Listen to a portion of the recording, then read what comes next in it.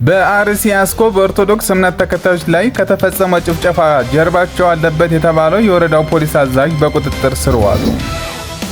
ከኤርትራ ድንበር አቅራቢያ በምትገኘው ገመሃሎ ላይ የጦር መሳሪያ መጋዘንን ኢላማ ያደረገ የድሮን ጥቃት ተፈጸመ። በትግራይ ክልል በጸበልተኞችና በወጣቶች ላይ መጠነ ሰፊ የግዳጅ ወታደራዊ አፈሳ እየተፈጸመ መሆኑ ተሰማ። ሰላም ጤና ይስጥልን ክቡራትና ክቡራን አድማጭ ተመልካቾቻችን፣ ሰዓታችን ደረሰና የዕለቱን ዜናዎች ወደ እናንተ ይዘን ቀርበናል። ከዜናዎቹ ጋር አብራችሁ እንድትቆዩ በአክብሮት እንጋብዛለን። በአርሲ አስኮ በኦርቶዶክስ እምነት ተከታዮች ላይ ከተፈጸመው ጭፍጨፋ ጀርባ እጃቸው አለበት የተባሉት የወረዳው ፖሊስ አዛዥ በቁጥጥር ስር መዋላቸው ተሰማ። በአርሲ አስኮ ወረዳ በኦርቶዶክስ እምነት ተከታዮች ላይ የተፈጸመውን አሳዛኝ ጭፍጨፋ ተከትሎ ከጥቃቱ ጀርባ እጃቸው አለበት ተብለው የተጠረጠሩት የወረዳው ፖሊስ አዛዥ አቶ አባቡ አብደላ በቁጥጥር ስር ውለዋል። በአንጻሩ የወረዳው የሰላምና የጸጥታ ቢሮ ኃላፊ ለጊዜው ተሰውሮ የሚገኝ ሲሆን ያሉበትን ለማወቅ አልተቻለም። እነዚህ አመራሮች ጥቃቱ ከመፈጸሙ አስቀድሞ ከመንግስት የመጣ ጥይት በ115 ብር ግዙ በማለት ከገበሬው ላይ ገንዘብ ሰብስበው ጥይቱን ሳይሰጡ ብሩን በመዝረፍ ዋነኛ ተዋናይ እንደነበሩ ተጠቁሟል።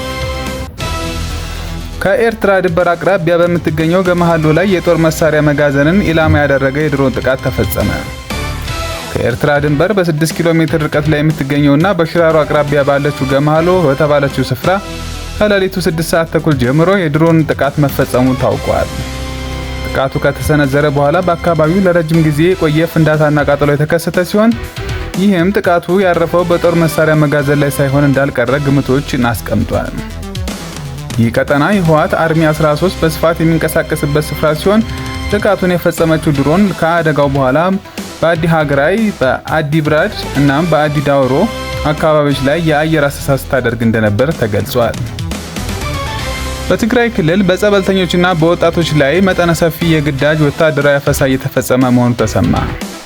ቅድሚያ ለሰብአዊ መብቶች የተሰኘ የመብት ተሟጋች ባወጣው ምርመራ ሪፖርት ባለፉት 3 ዓመታት በትግራይ ክልል ውስጥ መጠነ ሰፊ የግዳጅ ወታደራዊ አፈሳ እየተከናወነ መሆኑን ገልጿል።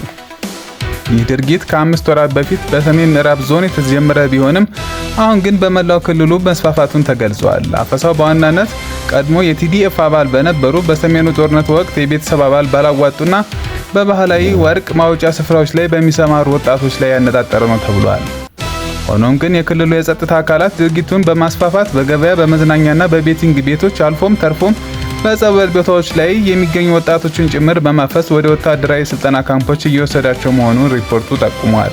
ለሰዓቱ የነበሩን ዜናዎች እነዚህ ናቸው። ከዜናዎቻችን ጋር አብራችሁ ስለቆያችሁ እናመሰግናለን። የዩቲዩብ ቻናላችንን ሰብስክራይብ ማድረግ እንዳትረሱ። መልካም ቀን።